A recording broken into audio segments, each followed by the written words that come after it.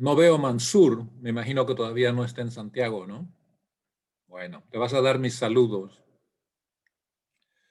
La verdad es de que cuando Soheila me invitó hace, no sé, hace un par de semanas para hacerme cargo de esta presentación, elegí este tema porque en ocasión del 75 aniversario de la Carta de las Naciones Unidas, la comunidad internacional Bahá'í emitió una declaración, un documento que lleva este título, La humanidad en el sendero hacia un orden mundial justo. Y dado que yo en los últimos 2 años he estado trabajando mucho en estos temas, um, ustedes saben de que a principios de este año, en el primer trimestre de este año, con un par de colegas sacamos este libro, ¿no? Sobre aspectos de la gobernanza global y nuestro actual sistema de orden mundial, que viene del año 1945, cuando se estableció la Carta de las Naciones Unidas, ¿no? Entonces, para mí fue muy significativo que el cuerpo máximo de la comunidad Bahá'í, la Casa Universal de Justicia, decidió lanzar esta iniciativa para emitir un documento en este aniversario tan importante. Y eso me hizo recuerdo, estoy seguro que ustedes se acuerdan, que en el año 1985, en el 40 aniversario de la Carta de las Naciones Unidas, la Casa de Justicia emitió ese documento maravilloso que se llama La Promesa de la Paz Mundial. Entonces, este es un segundo intento, 35 años más tarde, para hacer una evaluación de dónde estamos y para, digamos, ofrecer un poco de guía, ¿no?, a los amigos bahá'ís y a sus contactos y a la humanidad en general, porque es un documento público dirigido a todo el mundo, respecto de, digamos, el futuro de las Naciones Unidas y, por lo tanto, el futuro de la humanidad. Entonces, lo que quiero hacer esta noche es básicamente compartir algunas reflexiones con ustedes sobre este documento. No sé si ya lo han recibido en español, tal vez sí, tal vez no. Soheila dice que no, seguramente lo están traduciendo y ustedes lo van a recibir pronto. Pero eso no me impide compartir unas ideas con ustedes ahora. El trasfondo de este documento, ¿no?, es la crisis actual y en particular lo que está ocurriendo en el mundo con el COVID. El documento no hace referencia específica al COVID en sí, pero sí se refiere a los desafíos del momento y es evidente que están pensando en, digamos, lo que está ocurriendo en el mundo hoy en día, que no tiene precedentes, tanto por el lado de la salud pública, así como por el lado de la economía y lo que ha ocurrido con la economía a nivel global, ¿no? Entonces, ellos empiezan diciendo de que estos periodos de crisis muchas veces pueden ser momentos de muchas oportunidades también para la humanidad, ¿no? Ustedes saben que en la historia de la comunidad Bahá'í hay esta dinámica muy interesante entre crisis y victoria, ¿no? Y entonces el documento hace referencia a la crisis que estamos viviendo en este momento y dice de que esta crisis va a abrir posibilidades enormes en años venideros para cambios sociales que podrían, si manejamos bien ese proceso, llevarnos a un mundo más estable y a un mundo que va a enriquecer la vida de todos sus habitantes, ¿no? Y para mí, esta primera observación, y voy a hacer unas 4 o 5 observaciones con relación al documento. Entonces, esta primera observación fue súper interesante porque desde el trabajo que yo hago, y los últimos meses han sido muy intensos, he participado en muchos eventos y me han pedido que haga comentarios, digamos, sobre la crisis actual. Hace 10 días un banco europeo me pidió que hable sobre la crisis económica del momento y los pronósticos para el año 2021. Y fue una sesión que contó con la participación de más de 1,000 de sus clientes, ¿no? Entonces, he estado pensando mucho sobre este tema digamos, este contraste entre la crisis y la victoria y cómo las crisis pueden llevar a victorias o a oportunidades, ¿no? Me llamó mucho la atención en el documento al que hago referencia, ¿no? La humanidad y el sendero hacia un orden mundial justo, ¿no? Y déjenme darles algunos ejemplos para ilustrar esta dinámica, ¿no? De crisis y oportunidad o crisis y victoria. El documento, por ejemplo, en este año, algo que yo he visto a lo largo del planeta es como muchos gobiernos están utilizando lo que la crisis ha revelado respecto de las deficiencias en nuestros sistemas de salud como una oportunidad para hacer reformas y cambios importantes, cosa de que nos podamos preparar para la siguiente crisis, ¿ya?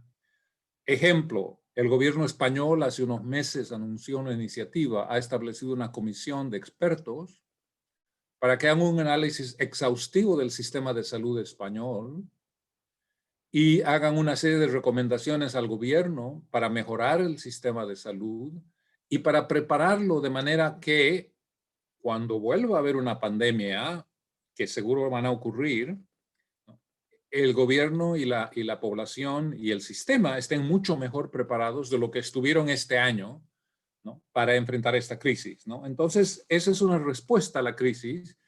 Y estoy seguro que el gobierno español no es el único gobierno que está tomando este tipo de iniciativas. Ellos tal vez fueron los primeros y es por eso que creó una noticia de mucha trascendencia internacional, ¿no? Por otra parte, por ejemplo, los gobiernos en este momento están cuestionando mucho las prioridades que ellos han establecido en las últimas décadas con relación al gasto público. ¿Cómo utilizan los gobiernos los recursos que recaudan de los impuestos que pagan las empresas y que pagan los individuos, ¿no? Y hoy en día, digamos, hay un intento para hacer incluso una redefinición de lo que significa la seguridad, ¿ya? Típicamente, los gobiernos tienen muchas responsabilidades. Tienen que, digamos, apoyar un sistema de educación que pueda enseñar a los niños en las escuelas a leer y escribir y entrenar a nuestros jóvenes para que eventualmente se puedan integrar a la fuerza de trabajo con destrezas y conocimientos que sean útiles, ¿no? Los gobiernos tienen responsabilidad para mejorar o mantener la infraestructura del país, los caminos, las carreteras, etcétera, etcétera. Y una de estas áreas es el área de seguridad. Bueno, hoy en día hay un debate muy interesante respecto de si debemos tal vez redefinir el significado de la palabra seguridad. Y hay personas que están argumentando que tradicionalmente hemos definido seguridad en términos militares, ¿ya? En términos de la habilidad de un país para defender sus fronteras de ataques de extranjeros, de países vecinos, de otro tipo de amenazas. Pero tal vez tenemos que redefinir el término de seguridad en función del bienestar de los seres humanos, en función de la habilidad del gobierno para proteger a la gente de las pandemias, de las enfermedades. Es decir, hacer una nueva definición de seguridad que esté relacionada mucho más directamente con la calidad de vida de los ciudadanos y con la habilidad del gobierno para proteger a los ciudadanos de cosas como el COVID o el Ebola o el SARS o cualquier otra pandemia que se nos venga por delante en años venideros, ¿no? Y eso es muy interesante, y yo creo que es una de estas oportunidades a las que se refiere este documento de la comunidad internacional Bahá'í. Quiero hacer un paréntesis acá. Cuando digo que este documento ha sido emitido por la comunidad internacional Bahá'í, quiero que ustedes sepan de que es un documento cuya última palabra, última coma y último punto ha sido aprobado por la Casa Universal de Justicia ha sido verificado por ellos y revisado por ellos en múltiples ocasiones. Y un tercer ejemplo en este tema de crisis y oportunidad, y que es algo que está muy coherente con la visión de la Fe Bahá'í con relación a un nuevo sistema económico, tiene que ver con, digamos, la forma creciente en la que los gobiernos están hoy día discutiendo la necesidad de establecer una red de protección social para la población que sea universal y que esencialmente proteja a todos los ciudadanos de un país, ¿no?, de riesgos como las pandemias y otros riesgos que se nos van a venir encima, como el cambio climático, etcétera, etcétera, ¿no? Esto es algo que no se había hecho en el pasado, pero cuando Abdul Baha estaba viajando por América, él en repetidas ocasiones se hizo referencia a la necesidad de un nuevo sistema económico que, por ejemplo, elimine la pobreza, ¿ya? Hoy en día, en este año, estamos más empobrecidos de lo que estábamos el año pasado. El Banco Mundial acaba de revisar unas estimaciones que hicieron hace algunos meses y básicamente ellos están diciendo que ahora el aumento en el número de pobres extremos este año ya no va a ser de 70 a 100 millones, va a ser probablemente de 100 a 150 millones de personas que van a caer bajo la línea de pobreza extrema. O sea que este es un problema serio y digamos, la crisis ha revelado la vulnerabilidad de nuestro sistema económico y cómo nuestro sistema económico no da suficientes niveles de protección, especialmente a la gente más vulnerable, a la gente en la economía informal, a la gente que subsiste en el día a día de, digamos, de la agricultura y de su trabajo diario, ¿no? Bueno, una segunda área que el documento toca, porque al fin y al cabo es el 75 aniversario de las Naciones Unidas y la Casa de Justicia quiere hacer referencia a este sistema de las Naciones Unidas, ¿no? Ellos dicen de que las Naciones Unidas, con sus 193 países miembros, se ha convertido en el foro más grande que hay hoy en día para dar expresión a la voluntad de la humanidad, pero de que sus estructuras actuales ya no son suficientes, ¿no? Es decir, tenemos un sistema que salió de 1945 al finalizar la Segunda Guerra Mundial. Se creó las Naciones Unidas y en los años venideros muchas de estas agencias especializadas que apoyan su trabajo en el área económica, en el área de salud, en el área de la niñez, de la cultura, etcétera, etcétera. Los alimentos, ustedes saben los nombres de esas organizaciones, tienen sedes en París, en Roma, en Ginebra, en Nueva York, etcétera. Y una de ellas acaba de recibir el Premio Nobel de la Paz. El Programa de las Naciones Unidas para los Alimentos, acaba de recibir este importante galardón en reconocimiento de la labor magnífica que están haciendo precisamente este año, apoyando a la gente que está sufriendo hambre y que digamos, no podría subsistir sin las ayudas que hace este programa de las Naciones Unidas para la alimentación, ¿no? Pero hay múltiples evidencias cuando ustedes piensan un poco de estas limitaciones del sistema actual al que se refiere el documento de la Comunidad Bahá'í Internacional. Y aquí les puedo dar un par de ejemplos. Por ejemplo, la crisis financiera internacional del año 2009 demostró en una forma muy dramática cómo nuestro sistema de regulación del sistema financiero era completamente insuficiente, ¿no? Mal diseñado. Y eso llevó a casi un debacle total del sistema financiero internacional, ¿no? Digamos, las formas en las que estamos lidiando con el problema del cambio climático hoy en día, ¿no?, son tremendamente, no quiero decir siquiera ineficientes, quiero decir, tienen fallas fatales, ¿ya? Un ganador del Premio Nobel en Economía de hace un par de años el señor Nordhaus ha dicho de que la arquitectura que tenemos hoy en día para realizar acuerdos como el protocolo de Kioto o el acuerdo de París del año 2015 simplemente no está funcionando. No está funcionando, tiene un sistema de incentivos perversos, ¿no? Y esencialmente nos está llevando, digamos, a todos los riesgos de la aceleración en el cambio climático. Y él dice de que a no ser que cambiemos rumbo, entonces vamos a tener muchos problemas en años venideros. Y eso es exactamente lo que dice la Casa de Justicia en este documento, ¿no? De que esta arquitectura que sale del año 45 simplemente ya no es adecuada a los desafíos que enfrentamos hoy en día a lo largo del planeta en múltiples frentes, ¿no? Y luego tal vez un tercer ejemplo es el problema de la desigualdad de ingresos, que por primera vez en los últimos 2-3 años, ¿no? Se ha visto, tiene una dimensión política muy importante y tiene, como lo dijo Abdul Baha en América en el año 1912, tiene el riesgo de que podría llevar a una desestabilización de nuestro sistema político y social, ¿no?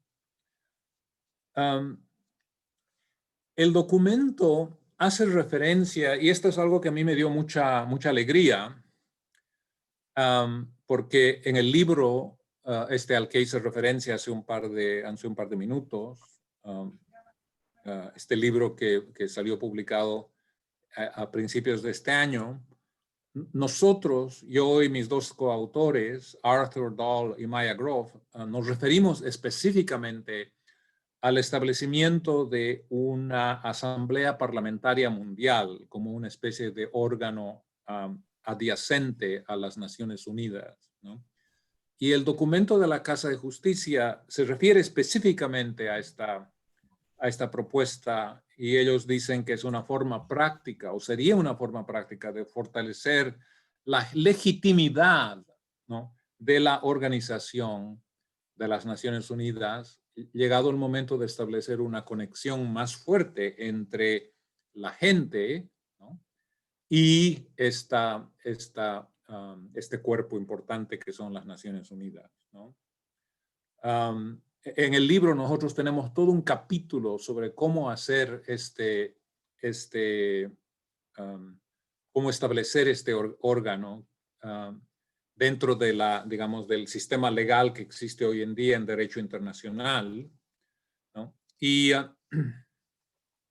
para nosotros esto tiene un significativo doble. Primero es algo que Abdul Baha recomendó en el año 1920, hace 100 años exactamente, en la tabla de la Haya, que es una tabla que él escribió cuando se estaba debatiendo la fundación de la Liga de las Naciones. Abdul Baha envió una tabla a un grupo de pensadores intelectuales que se habían reunido en una especie de comité para, digamos, investigar y estudiar todo el tema del establecimiento de la paz mundial, ¿ya? Y en ese documento Abdul Baha propone el establecimiento de lo que él llama una asamblea parlamentaria universal o mundial. Es interesante ver que 100 años más tarde, esta propuesta está siendo debatida en muchos círculos, en muchas partes, y que la Casa de Justicia en este documento, ellos adoptan esa propuesta y dicen de que sería una buena iniciativa, ¿no? A propósito, ya existe un órgano similar, no a nivel global, sino a nivel europeo. Y aquí hay una historia interesante y esto es muy significativo porque yo creo que muchas veces cuando se hablan de estas propuestas uno dice, bueno, esto es un poco utópico, ¿no? Parece una buena idea, pero ¿cómo lo vamos a hacer y cuándo lo vamos a hacer? Bueno, en el año 1957, o sea, hace un poco más de medio siglo, cuando se estableció lo que hoy es la Unión Europea, pero que en aquella época se llamaba la Comunidad Europea, los 6 países miembros fundadores de la Comunidad Europea, entre ellos Alemania, Francia, Italia, Holanda, Bélgica, Luxemburgo, estos 6 países establecieron una asamblea europea, una asamblea parlamentaria europea, y ellos hicieron, básicamente eligieron 142 parlamentarios de estos 6 países, ¿no?, que se reunían periódicamente para hablar sobre temas, digamos, de trascendencia europea, ¿ya?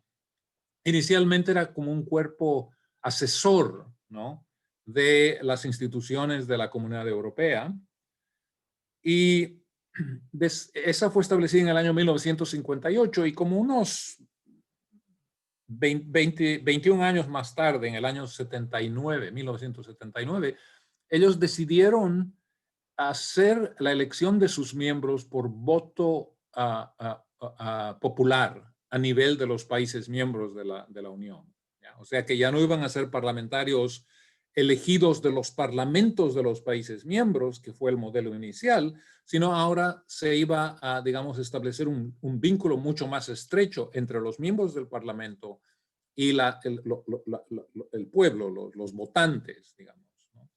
Y se trasladó a una elección por voto popular, y que es el sistema que existe hoy en día. Hoy en día ya no se llama Asamblea Parlamentaria Europea, se llama el Parlamento Europeo.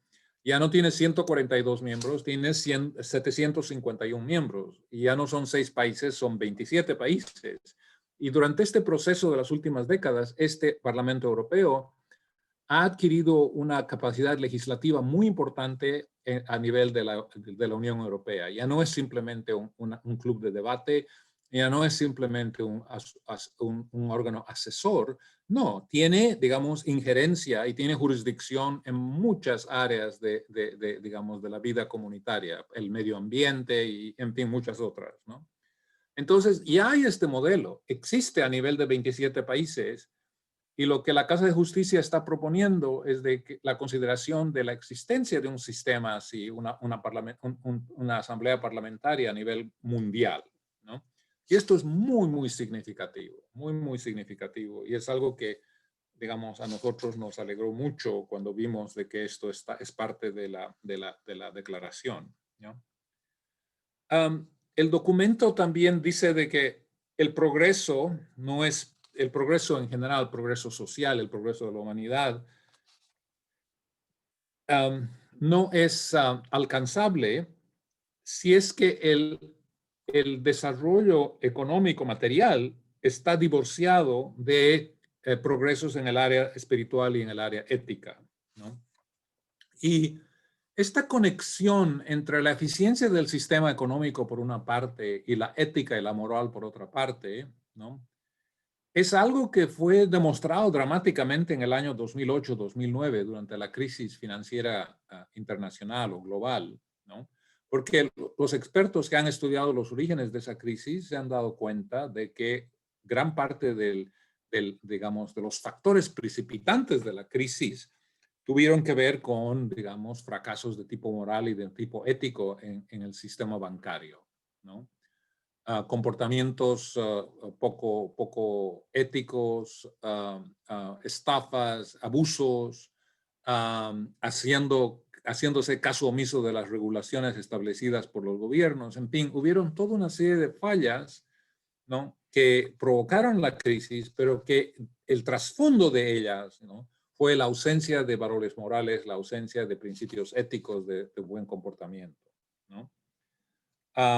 Es significativo que Adam Smith, que fue un poco el padre de esta disciplina que llamamos la economía, en un libro que él publicó hace un poco más de 200 años, que se llama La teoría de los sentimientos morales, ¿no?, él dijo, ¿no?, de que valores como la moderación, como el servicio al público, a la gente, a la sociedad,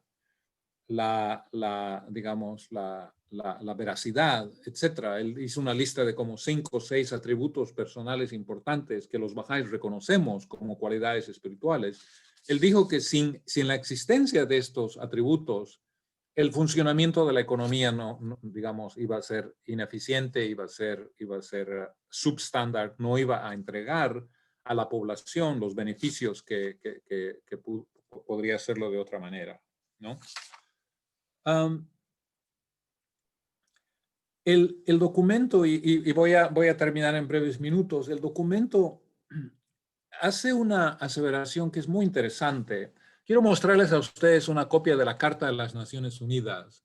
Este es un librito, esta es la versión en inglés. Hay versiones en todos los idiomas, ¿ya? Estoy seguro que en la CEPAL, ahí en Santiago, seguramente tienen copias para el público y ustedes podrían llevarse una. Y en todo caso es un documento que existe en Internet, ¿no? Pero la Casa de Justicia se refiere a este documento y dice de que provee un marco moral, ¿ya?, que tenemos que aplicarlo con creciente fidelidad en el futuro, porque este documento reconoce, digamos, el respeto hacia el derecho internacional, la defensa de los derechos humanos, la adherencia a tratados y a diferentes acuerdos. Es un documento que reconoce la igualdad del hombre y la mujer, que hace específica referencia a la responsabilidad de la comunidad internacional para promover el desarrollo económico y social, etcétera, etcétera. Entonces, la Casa de Justicia se refiere a la Carta de las Naciones Unidas como un documento que tiene una base moral muy, muy sólida, ¿no? Y ustedes pueden reconocer eso cuando leen especialmente el preámbulo, las primeras páginas. Hay una descripción de, digamos, principios muy, muy importantes, esenciales para la coexistencia pacífica y para digamos, una sociedad internacional basada en un sistema de justicia y de solidaridad, ¿ya? Entonces, la Casa de Justicia cita a Bahá'u'lláh, donde Bahá'u'lláh dice, las palabras deben apoyar a los hechos, porque los hechos son la verdadera prueba de las palabras, ¿ya? Es decir, digamos, esto debe dejar de ser una letra muerta y tenemos en años venideros que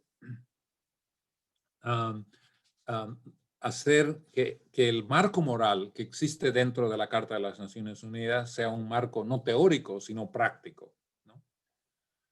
Ahora bien, algo que tal vez lo que más me llamó la atención y digamos, me dio un sentimiento de optimismo hacia el futuro fueron los dos últimos párrafos del documento, ¿ya?, donde la Casa de Justicia hace una especie de acápite, habiendo hecho esta revisión, esta síntesis que acabo de describir.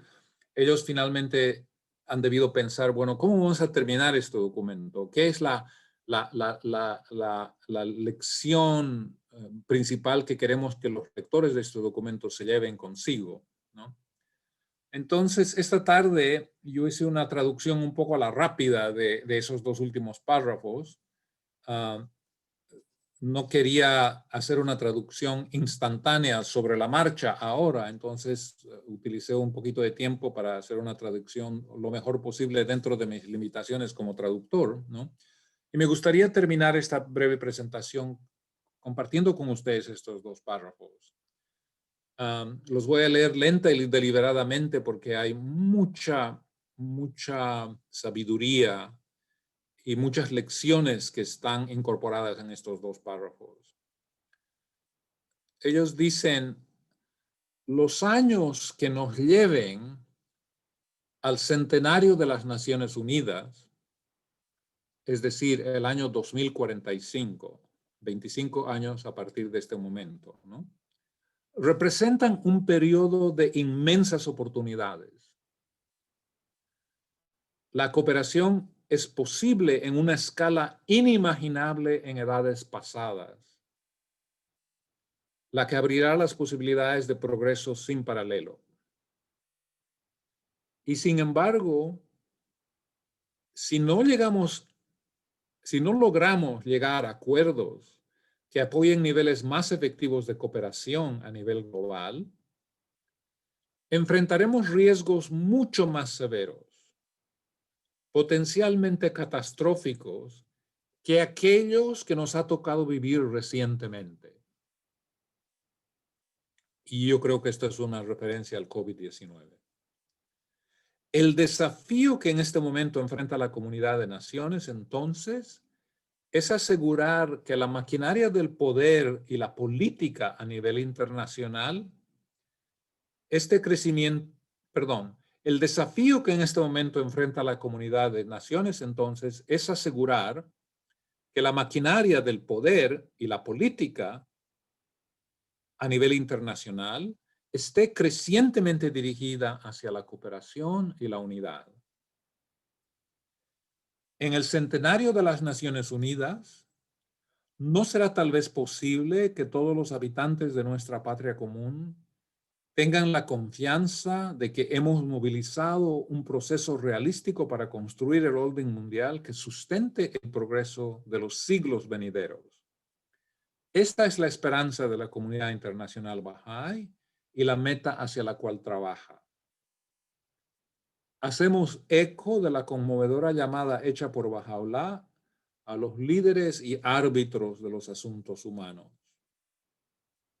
Y terminan el documento compartiendo esta cita de Bahá'u'lláh: que tomen consejo juntos y a través de una deliberación ansiosa y plena, administren a un mundo enfermo y penosamente afligido el remedio que requiere.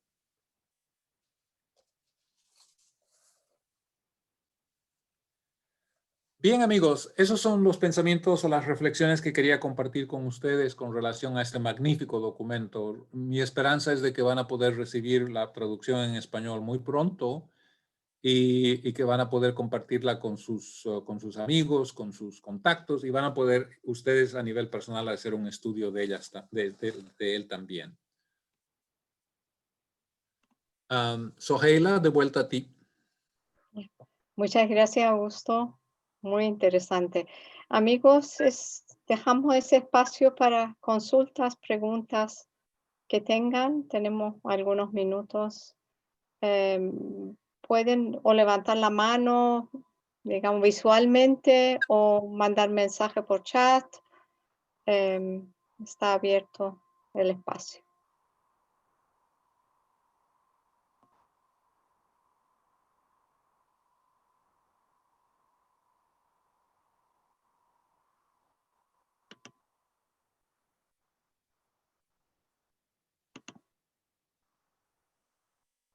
Solamente quería pedirte a Augusto si puede por chat mandar, digamos, si hay un link, aunque fuera en inglés, podría mandarlo por chat a todos del documento mismo. Así todos podemos. Tengo el documento en mi computadora. No sé, ¿cómo puedo enviarlo a ustedes por chat? Sí, sí, puedes enviármelo a mí para aquellos que quieran una grabación de esta presentación. Ya. Yo puedo mandar adjuntos si es que desean, en inglés por lo menos por ahora. Ya, te lo voy a enviar. Te lo voy a enviar. Con mucho Muchas gusto. gracias.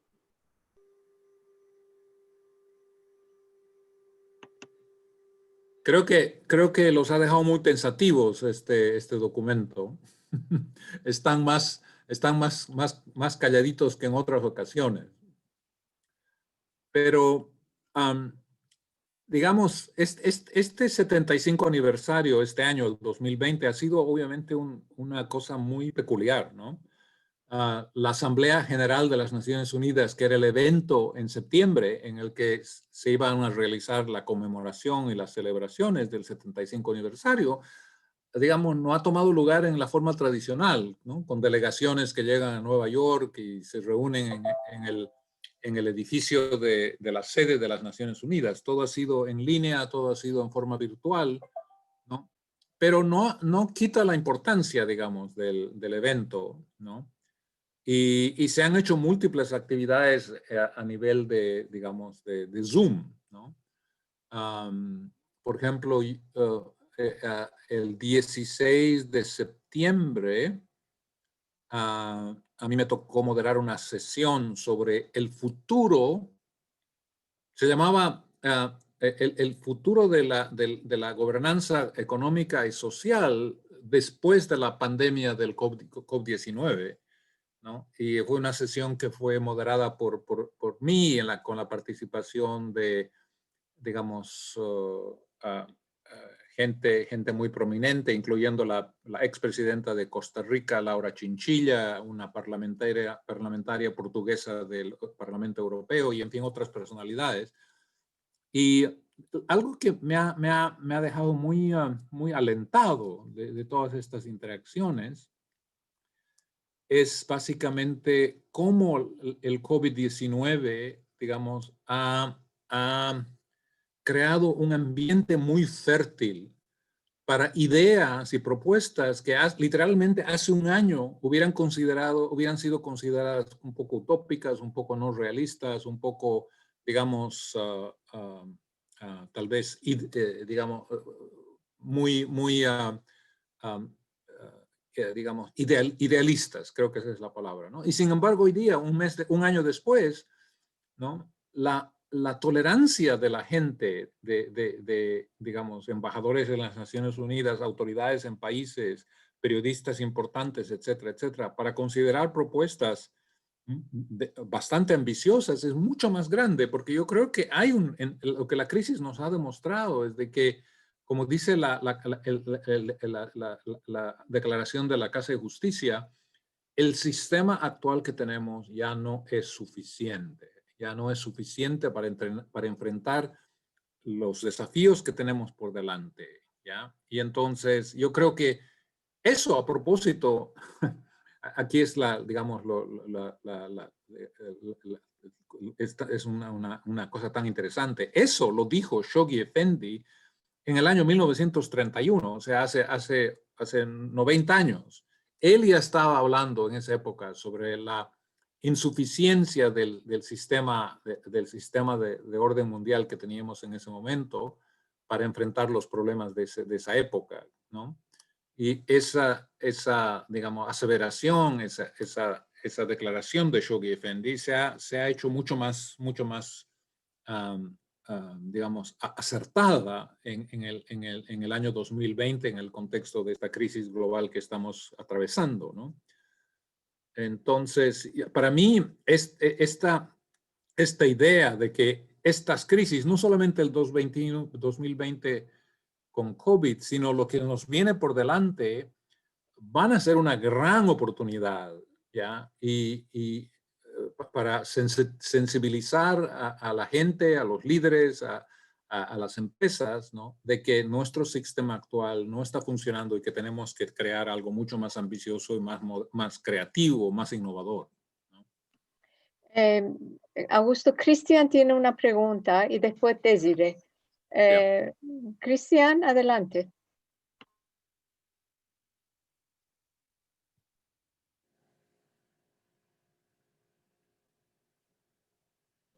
Está en silencio. Sí, Ahí ahora estoy, sí. ahora sí. Augusto, un saludo, Augusto. Perdona que no esté con imagen porque estoy en un lugar muy oscuro, no estoy en una casa con luz. Ya. ¿Ya? La verdad que te conocí hace un año atrás y estuvimos acá en Santiago, en un departamento, y aprecio muchísimo tus talentos y tus capacidades, digamos, como economista. Es muy difícil no estar de acuerdo con todo lo que tú dices. El ideal de un mundo mejor a nivel de toda la humanidad me parece altamente loable y yo creo que lo compartimos muchos. La pregunta que yo tengo es cómo se materializa eso en instituciones, digamos, cómo funcionaría, porque, por ejemplo, en la parte monetaria, ponte tú, cómo sería el dinero, porque los bancos centrales son todavía instituciones nacionales, los gobiernos son instituciones nacionales, los parlamentos son instituciones nacionales y toda la concepción democrática del mundo está concebida a partir de estados nacionales. Entonces, imaginarse un mundo institucionalmente global para mí es como difícil todavía. No sé si a ti te pasa lo mismo. Mira, Yo creo que va a ser un proceso gradual, ¿ya? No, digamos, hoy en día hay mucha cooperación a nivel internacional en el terreno económico. Hay, digamos, los 27 países de la Unión Europea ya tienen bueno, no todos, 19 de los 27 países de la Unión Europea tienen una moneda única, se llama el euro. Así es. Y hay un compromiso de los otros miembros de eventualmente adoptar el euro, simplemente, digamos, van a elegir el momento más oportuno. Y los nuevos miembros que se van a incorporar a la Unión Europea, países especialmente en el sudeste de Europa, de los cuales son países pequeños, muchas de ellas son las ex repúblicas de Yugoslavia. Todos esos países, a tiempo de incorporarse a la Unión Europea en años venideros, tienen un firme compromiso de adoptar el euro, ¿no? Entonces,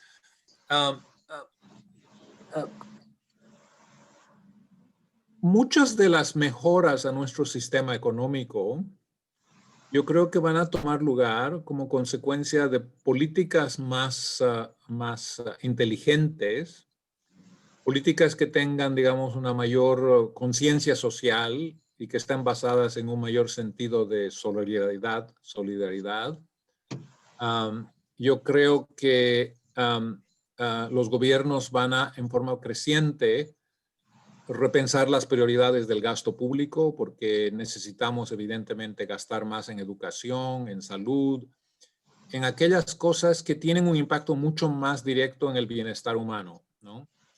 Y gastar menos dinero en defensa, en armamento, porque es evidente que esos gastos son básicamente una pérdida de recursos, no mejoran, no contribuyen a mejorar la competitividad, no mejoran la productividad, no hacen que la gente sea más innovadora, no hacen que nuestros jóvenes estén mejor capacitados para desenvolverse en el mundo de las ciencias, de la tecnología, etcétera, etcétera, ¿no? Entonces, porque vivimos en la época de la comunicación instantánea, vivimos en un mundo globalizado en el campo de la comunicación. Entonces, ciertas políticas que empiezan a nivel nacional en algunos países muchas veces pueden cundir rápidamente y ser adoptadas a nivel global. Yo creo que esto es lo que va a ocurrir, por ejemplo, con el fortalecimiento de los sistemas de salud. Tal vez España ha tomado el primer paso en esa dirección, pero otros países van a hacer exactamente lo mismo, ¿no? Entonces, yo tengo optimismo más bien de que la tecnología y la comunicación van a facilitar un poco una especie de globalización de mejores políticas y que nuestro sistema económico va a gradualmente evolucionar en la dirección de ser un sistema más justo, más solidario, con unas prioridades de tipo social mucho más inteligentes del sistema que tenemos actualmente, ¿no? Ahora, ¿cuánto tiempo va a durar este proceso? Yo creo que no podemos contestar eso hoy en día. ¿Ya?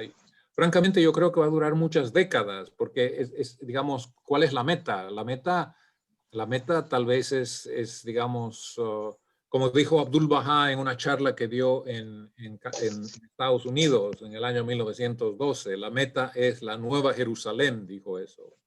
Es decir, es el surgimiento de un sistema económico y social que va a haber la eliminación de los extremos de riqueza y pobreza y en particular va a haber la eliminación total de la pobreza, ¿ya? Esta es una meta alcanzable. A propósito, la eliminación de la pobreza es la meta número 1 de las metas de desarrollo sostenible de las Naciones Unidas. Es algo que supuestamente podemos lograrlo para el año 2030, a 10 años escasos de esta fecha, ¿no? Y muchos expertos dicen de que esa meta es alcanzable, podemos hacerlo, ¿no? Entonces, hay que tener paciencia, hay que tener esperanza y no perder la fe. Muchas gracias, Augusto. Muchas gracias. Sí. Sí, gracias, Augusto. Tengo una pregunta. Al inicio hablabas de desigualdad y cómo genera la desestabilización política y social. Y al menos veo acá en Chile y en algunos países que existe cada vez más desigualdad. no solo económicas, sino en los aspectos sociales, en muchos niveles.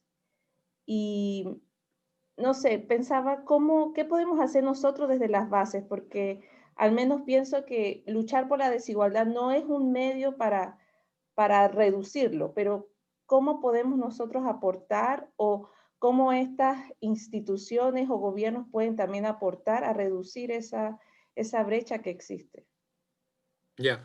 Mira, yo soy un gran creyente en, en aprender a nivel nacional las lecciones de otros países que han resuelto algunos de estos problemas. ¿Ya? Por ejemplo, el problema de la desigualdad económica, que es un problema muy serio en Chile a propósito, ustedes saben muy bien eso, aunque quiero decirles a ustedes de que Chile no es el país que tiene los peores indicadores en Latinoamérica. ¿Eh? Hay otros países, Colombia, Brasil, me vienen a mente, pero hay un par de países adicionales donde el problema de desigualdad económica es incluso más serio que en Chile. Los indicadores que nosotros, los economistas, utilizamos para medir la desigualdad, esos indicadores son peores en el Brasil y en Colombia que en Chile. Pero, en fin, no estoy tratando de hacer excusas para la situación chilena.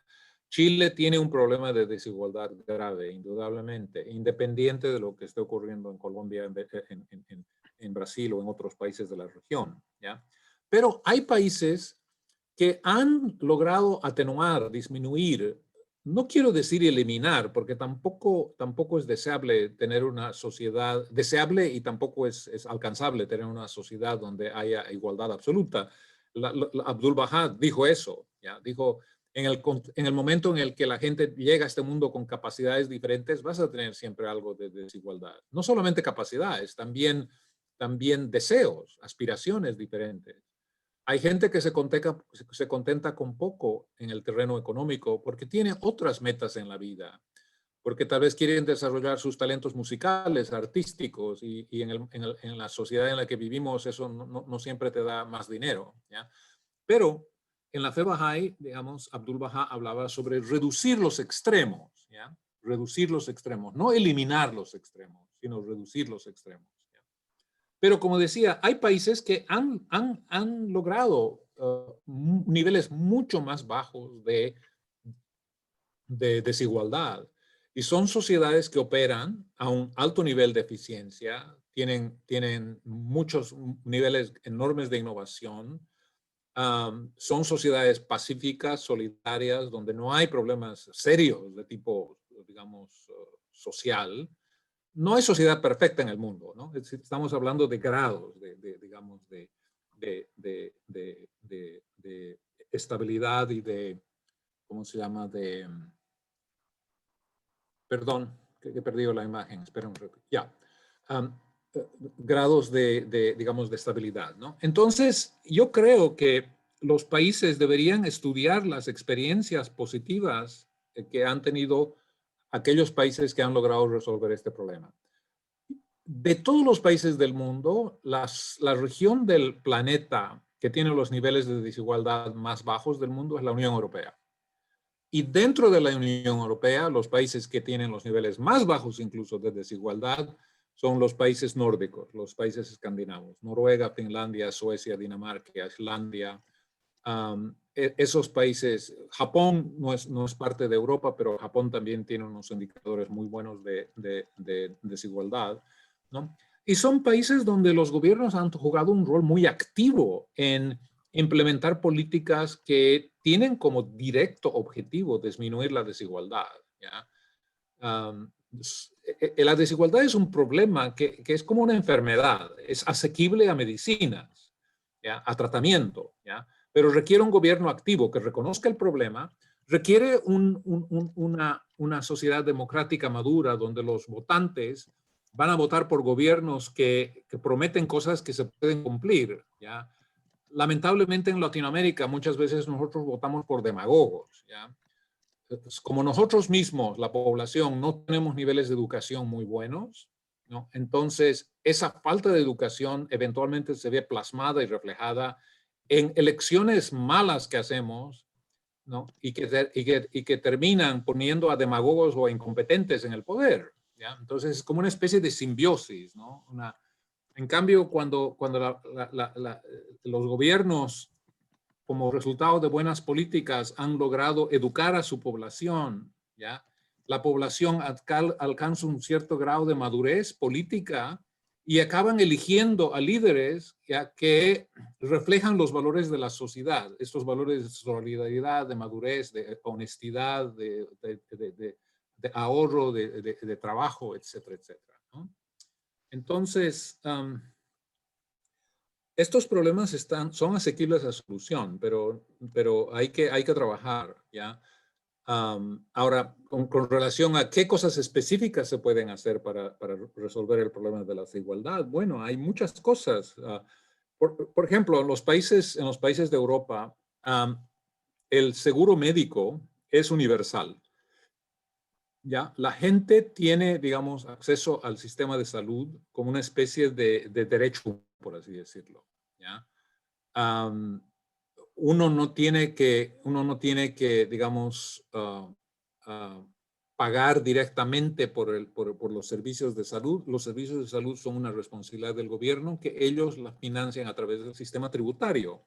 Y este es un sistema que ha funcionado porque, digamos, lleva niveles de salud pública mucho más elevados, protege a la población, no es como en Estados Unidos, donde hay 25 millones de gente que no tiene seguro de salud y que, por lo tanto, si se enferma, si tiene que ir al hospital, tiene que vender la casa, digamos, se encuentra rápidamente en una situación muy precaria, ¿no?